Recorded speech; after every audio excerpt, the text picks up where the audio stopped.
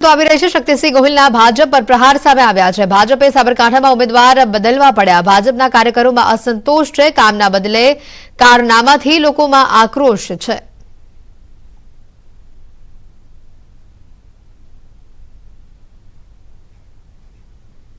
જે ભારતીય જનતા પાર્ટી 5 લાખ મતથી જીતીશું એવી વાતો કરનારી પાર્ટીએ ઉમેદવારોને આમથી આમ બદલવાનું કામ કરવું પડે છે અને કોઈ સારા ઉમેદવાર હોય તો એને દબાણ કરીને પણ કહે કે ભાઈ હવે તમને પહેલા જાહેર કરી દીધા, હવે તમે સોશિયલ મીડિયામાં કહી દો કે મારે ચૂંટણી લડવી નથી।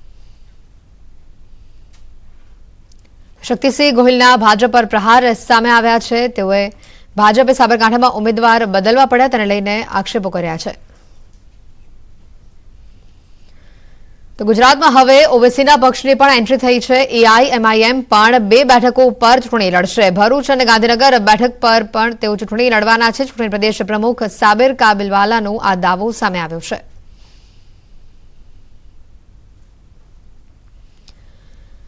માંગરોળના મોટા બોરસરા નજીક ભીષણ આગની ઘટના સામે આવી છે। સત્યમ ટિમ્બર્સમાં આગ લાગી હતી। ટ્રાન્સફોર્મરમાં શોર્ટ સર્કિટ થતા આગ લાગી। આગ વિકરાળ બનતા લાકડાનો ડેપો ભડકે બળ્યો। 2 ફાયર ફાઇટર ઘટના સ્થળે પહોંચ્યા। આજુબાજુ ફેક્ટરી આવેલી હોવાથી અફરાતફરી મચી।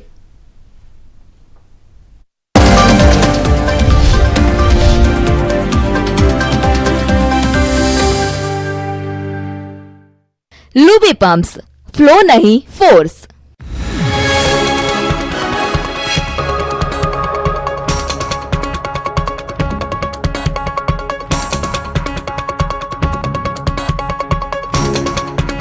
लुबी पंप्स, फ्लो नहीं फोर्स।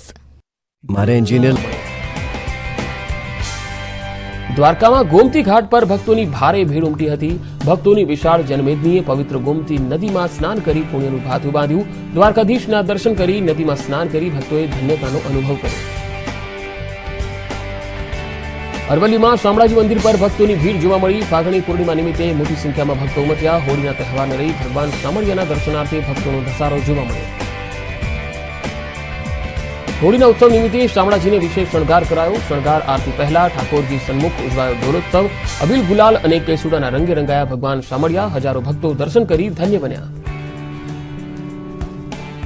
પૂનમ અને હોળીના પર્વને લઈ ડાકોરમાં માનવ મહેરામણ ઉમટ્યું। લાખોની સંખ્યામાં ભક્તો રણછોડરાયના દર્શન કરવા ડાકોર પહોંચ્યા। ડાકોરની ગલીઓ જય રણછોડના નાદથી ગુંજી ઉઠી।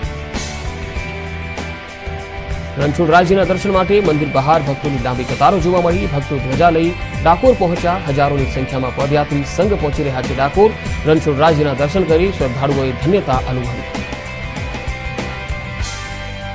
ખેડાના ડાકોરમાં ફાગણ ઉત્સવને લઈ પોલીસ સજ્જ। લાખોની સંખ્યામાં આવતા શ્રદ્ધાળુઓને કોઈ અગવડતા ન પડે તે માટે ચુસ્ત બંદોબસ્ત ગોઠવાયો। ડાકોરમાં 2076 પોલીસકર્મીઓ ખડેપગે। પીએમ મોદીએ દેશવાસીઓને હોળીની શુભેચ્છા પાઠવી। કહ્યું, મારા દેશના તમામ પરિવારજનોને હોળીની ખૂબ ખૂબ શુભેચ્છાઓ।